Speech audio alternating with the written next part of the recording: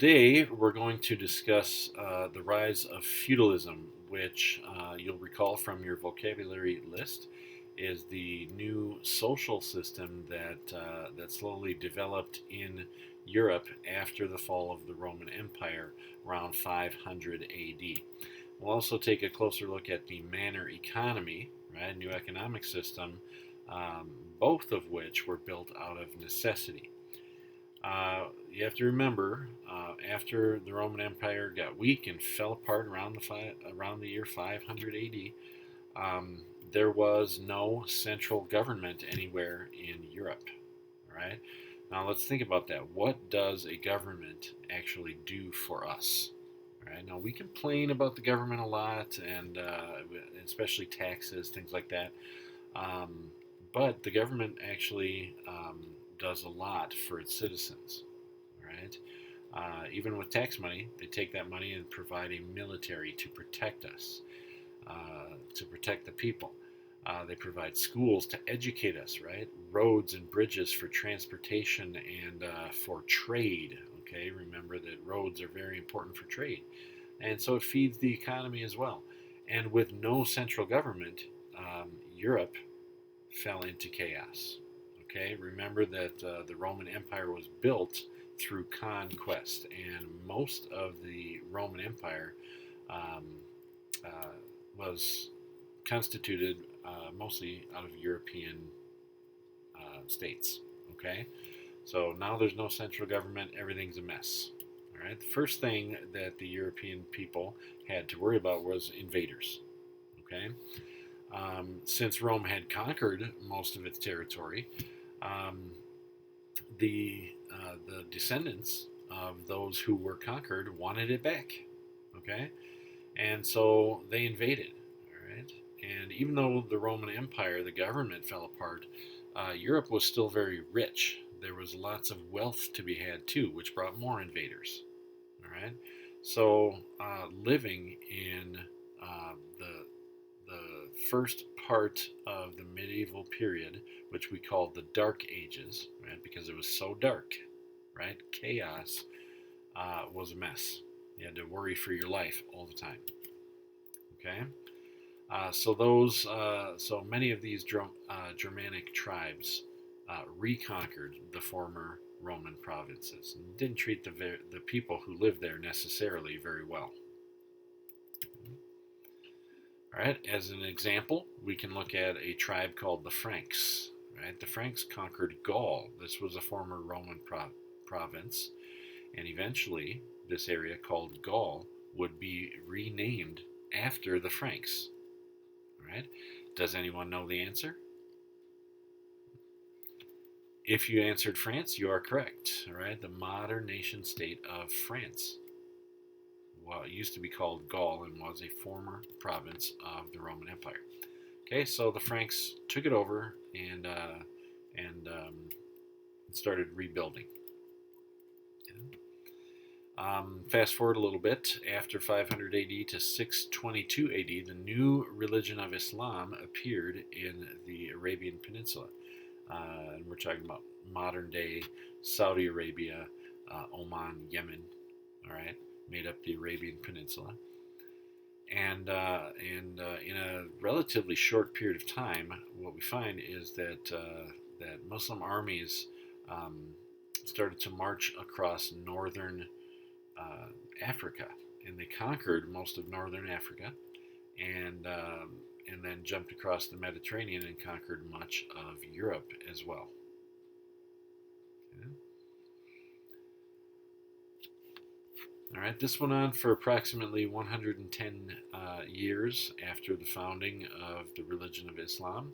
All right, and eventually the biggest Muslim armies were stopped by a Frankish army led by a guy named Charles Martel at the Battle of Tours in modern day France in the year 732 AD. Okay? And Muslims advanced no further into Europe after that point. Okay, so this was the first time in, you can see, 232 years that a large European army stopped another large invading army. Right, first time. So there's a glimmer of hope here in the Dark Ages for European um, citizens. Okay, fast forward time just a little bit more. Another Frankish leader, who we now know as Charlemagne. He was actually the grandson of Charles Martel, who initially stopped the Muslim armies from invading um, into Frankish territory. And his grandson, who was also named Charles, okay, in 800 AD, he began to unite Western Europe. Right? He had a dream, right? And he was a student of history, and he saw that Europe under the Roman Empire, um, put aside everything else, was at the very least stable, right, and peaceful. The Pax Romana, the Roman peace, had lasted for hundreds of years, right? And and Charlemagne wanted to rebuild that. Charles wanted to rebuild that. So he advanced Christian culture. He revived learning. Okay, remember, up to this point, we're talking about 800 AD. From 500 AD to 800 AD, there was no central government, right? So no schools, right? No traditional learning. Okay, and he established the first large-scale government, which includes a legal system in Europe since the Romans. All right, this cannot be underestimated. This is very important leap forward in the course of Western history. Okay, in the course of world history. Um, the only since schools were shut down and everything, um, pretty much everybody in Europe, your average person in Europe, was uneducated, illiterate. They couldn't read, they couldn't write, nothing. They were concerned about survival. Right? In fact, the only comprehensively educated group of people in Europe for 300 years and more were priests. Right? um, because everybody, pretty much everybody, not everybody, but the vast majority of the population was Christian.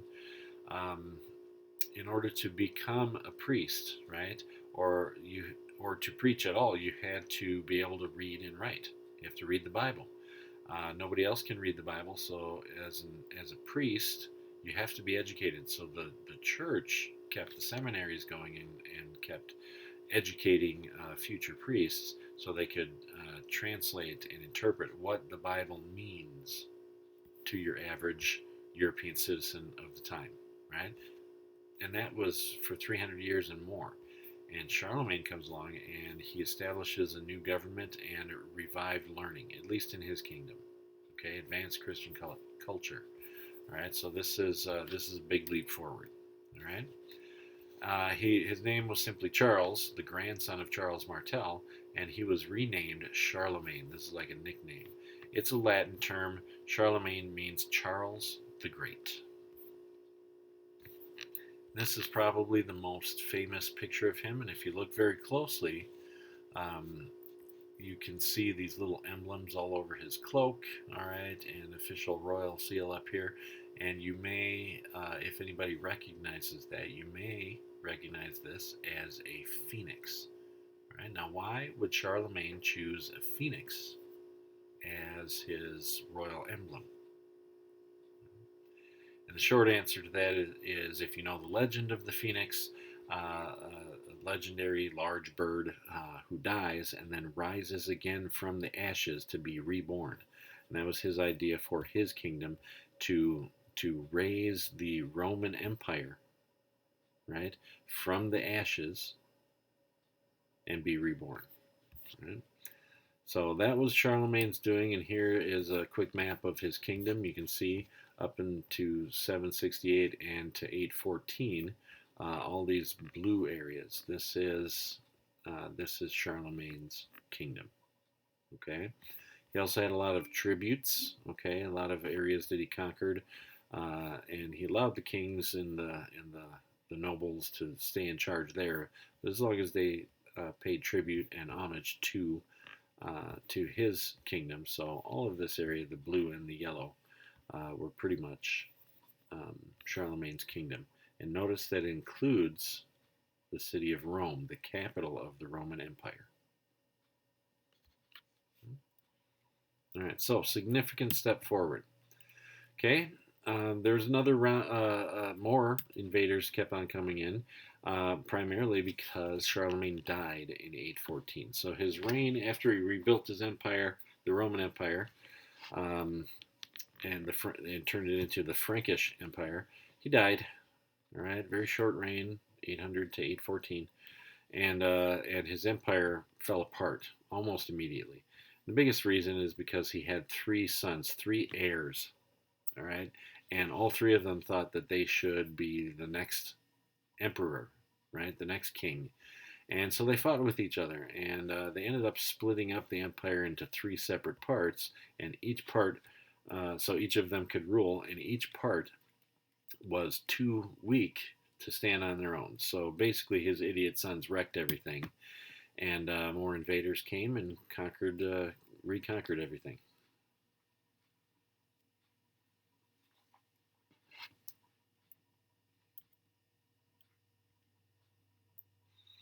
Okay, so now Europe, without the stability of Charlemagne's empire, falls back into more chaos, and there's no central government again, no large scale central government.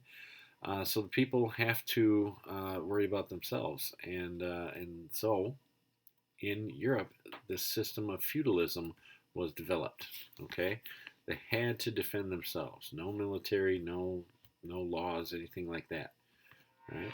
Now let's examine this word, feudalism. We can see the root word is feud, which means to fight. All right. So this is a social system that centers around fighting. All right. Fighting, and in particular defending yourselves, became a way of life in Europe. Okay. All right. So your local rich landlord. Pretend with me that you are a rich nobleman and your wealth comes from land. Okay. Um, Land is where it's at. Everybody needs food, and food comes from the land. So if you own land, you definitely own farms. Okay. And therefore become very wealthy. Okay. And in Europe, traditionally only noble people could own land, so that's how they stayed rich. Okay, but they couldn't defend their land for themselves. There's invaders coming everywhere, from everywhere. So they were going to. There was a very good chance that if you were a rich landowner, you could lose not just your wealth, but maybe even your life. Okay, along with your land. So they came up with this idea, developed it over time, and these rich lords would divide their lands into smaller pieces of land called fiefs, another vocabulary term. Okay, a fief is a smaller piece of a larger estate. Okay, and these fiefs were then given to lesser lords, right? These lesser lords were also noble people, right? They probably owned land, but they may have even perhaps lost their land. Invaders came and chased them off their land, right? So these lesser lords were given this free land, this free fief from a higher lord, and they would happily take it because land equals wealth, okay? And they became vassals. They became subordinate to the higher lord. All right, these higher lords would eventually, you can see for yourself, be called kings. Okay, but these vassal lords pledged military service and loyalty to the higher lord in exchange for this land. Okay. All right, so if you think about it, you own a piece of land, you have a source of wealth, and wealth is what all the invaders want. Okay, you have to protect it. So lords would hire mercenaries. All right, at first these were soldiers from the Roman army who didn't know anything else. They didn't know how to do anything else. They were soldiers. Right, so they would, in order to survive, they would hire themselves out to protect rich landowners. Right? And then they would train other people to be soldiers as well. And eventually, these soldiers trained by former Roman soldiers, would turn into knights, right? And we think of medieval Europe, and we think of the classic knights in shining armor. This is how they began their training from at first the unemployed Roman soldiers. All right, so they know how to fight. They pledged loyalty to the king, and they were also lords too. So they hired other soldiers, and they became vassals of the king, the higher lord, and brought their serfs, right, the farmers, the peasant farmers. They brought their soldiers onto this new land, and they banded together. All these different vassals with all their own soldiers banded together to form a larger army, and therefore could defend themselves.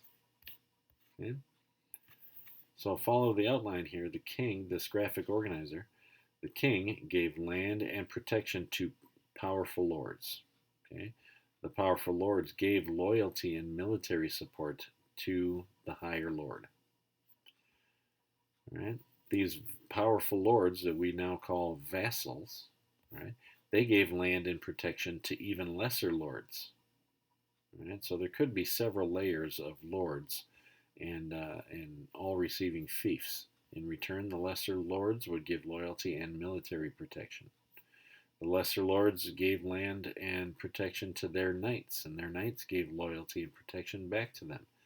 At the bottom, we have peasants and townspeople who don't know how to fight, can't defend themselves. They are given land and protection. Okay, they don't own the land, but they can work the land, right, and get to keep a part of the crops and feed their families and all that sort of thing. And in return, they would give loyalty and military support when they could, but labor is what mostly they provided, right? So this is the feudal system, and as it turns out, it was a pretty good system. Okay, everybody was protected and and um, and safe. All right. All right, let's take a closer look at the nobility. What did it mean to be a noble person in medieval Europe? Okay, warfare, as we said, was a way of life. All right, rival lords battled constantly for power. Right, so it wasn't just invading barbarians, but you might even have to fight your neighbors. Okay, so who's going to be dominant in any particular area depended on war. Okay, so you had to be able to defend yourself. All right, and that was up to the nobility. The nobles, right, boys anyways, began training at the age of 7. All right, so they went to school, learned warfare starting at age 7, up until about the age of 18. Okay, at that point they would graduate and they became knights, like you see here. Okay. Okay, this is a very similar system to how the Greek Spartan city-states trained their young boys. They went off to learn how to be a soldier in ancient Sparta too at the age of 7 until they were 18 and became full-fledged soldiers and stayed in the army till they were 60. Okay, same type of thing with medieval knights. Okay. All right, now you might ask yourself, why only the nobility? Why couldn't regular people join the army and become a knight and all that sort of stuff? And the thing is that the reason for that is because nobles were pretty much the only ones who could afford all of the gear you needed to be a knight. You needed to buy your own armor, which costs a lot of money. You had to buy your own weapons, your own horse, right? All of these things, even armor for your horse, all of these things cost too much money for anybody but the nobility to be able to be a knight. All right, and plus that was considered their sacred duty. In exchange for being born a noble, they had to serve the people, right? So that's the idea of being of why the nobility made up the military. Okay, but because you're noble, you also are allowed to own land. Only nobles could own land, and you could become very wealthy. All right, so the homes of noble people compared to regular people were quite different. All right, so um, they lived in nicer houses called manors. Okay, you've heard the term Lord of the Manor. Right, that's where it comes from. It's where we get the modern word mansion. Okay, so if you know what a mansion is, so you know what a manor is. Right, but war was always threatening. So these noble lords began to fortify their houses. They turned their houses into forts. Right, these manors were fortified to defend against attack, just in case anybody got close to the main house. It was fortified so they could defend it. Okay, and these became the first castles. And when we think of medieval Europe, we think of stone castles with a drawbridge and a moat around it, things like that. Right? They began as regular houses, manors they were called, but with everybody threatening to take over everything and you know wreck everything for you, kill you, the lords began to fortify and started building castles. Okay. So we know what the men did. The noble men became warriors for the most part. But what about the women? Okay. Women, noble women, were in charge of the household. So they usually, if they were rich enough, they usually had a staff. They had cooks and maids and scullery maids and all that sort of thing. And the noble woman, head of the household, was like the foreman. Okay, organized everything, told everybody what to do. Okay, now most noble women, even though they were noble, never learned to read or write. Okay, they were generally illiterate, but they often served as a doctor as well. Right, again, out of necessity. Okay, your husband, your son, your brothers come home from a battle, and they might have been injured. Right, so very quickly, noble women learned how to treat those wounds. Right? Even though they couldn't read or write. Right, so out of necessity. There were some women who even fought in wars and got involved in politics. Okay, one example, women were not soldiers, right? But some would cut their hair, pretend to be a boy. I'm sure you know of the movie Mulan, okay, that type of thing. And a woman, maybe you've heard of Joan of Arc, right? This comes later in history, but she was a 14-year-old girl who pretended to be a boy so she could fight, right, in the wars. So it happened, right? Some got involved in politics. Eleanor of Aquitaine is an example. This is Aquitaine is a region in France, in what is now called France. Okay, the Frankish Empire at the time. She became Queen of France, right? When France turned into its own country, she was queen. Then the king died, and she went to England and married the queen, married the king of England. So she became the Queen of England also, right? And her grandson was, I'm sorry, her son was Richard the Lionheart of England, right? If you know, very famous English king Richard the Lionheart, and that was his mother, right? So women had a significant role in um, feudal society as well. Okay, how did they get their training? Generally speaking, noble girls were sent away for training, just like the boys. But they learned different things. Okay, this is where your traditional gender roles come into society, and noble girls learned how to spin thread, how to weave. Okay, and in very specific management skills, because that would be their job later. Okay, again, very few learned to read or write. And her duty as a noble girl was to grow up and bear many children, right? Because we have to replenish the armies, basically. Okay, so bear many children, obey your husband.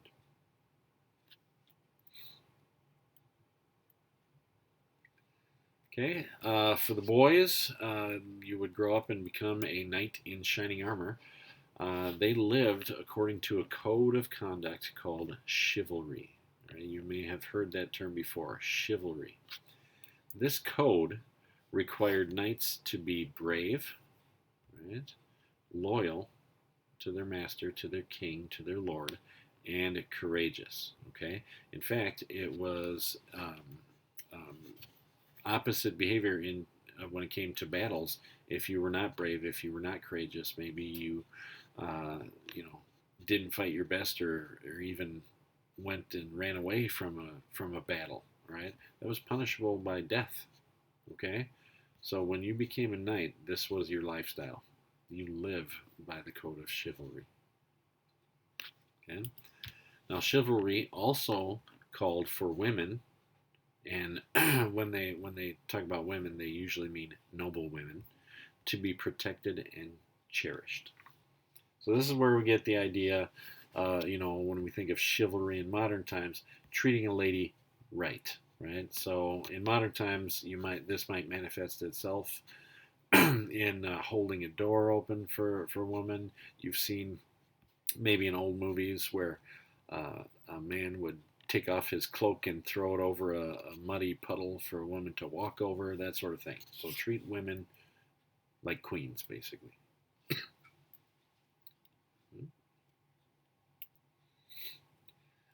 Okay, the economy itself depended on the manor, right? That's why it's called the manor economy. Now, the manor altogether is the lord's whole estate. All of the land, which includes farming and all that sort of thing, is the basis of all the wealth. Peasants, who were called serfs, right? They lived and worked on the manor. You recall they were at the bottom of feudal society, and in return for protection, right? They could live on the land and work the land. They did not own the land, but they could live there and work there in exchange for protection. Okay, now these were not slaves, right? But they were tied to the land itself, right? So even if a noble lord were to sell his estate, the serfs stay with the land. So whoever the new owner of the state is would also receive a nice workforce as well.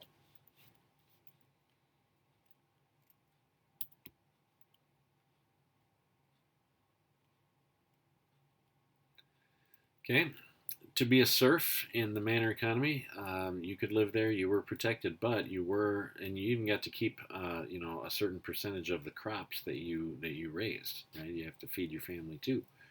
But you were charged fees for grinding your grain.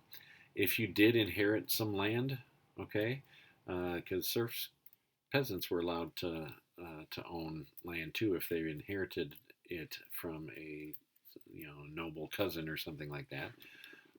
But they had to pay a fee if they did inherit some land, like a tax. And even if you got married, you had to pay a fee. Okay, sounds a little strange, but we do the same types of things, right? Even in our modern societies, if you inherit land, there's an inheritance tax. If you get married, you have to pay for a marriage license and other fees. Okay, um, so it's not that strange, and this is where it began. So, in exchange, though, serfs did receive a small piece of land and protection from their lords in times of war. Okay, so all of the situations were not necessarily ideal in feudal Europe, but after the fall of the Roman Empire, right, the development of feudalism as a way to protect themselves and to keep their economic interests going was pretty much the best situation that you could expect, and it worked. All right? So keep that in mind as we think about feudalism.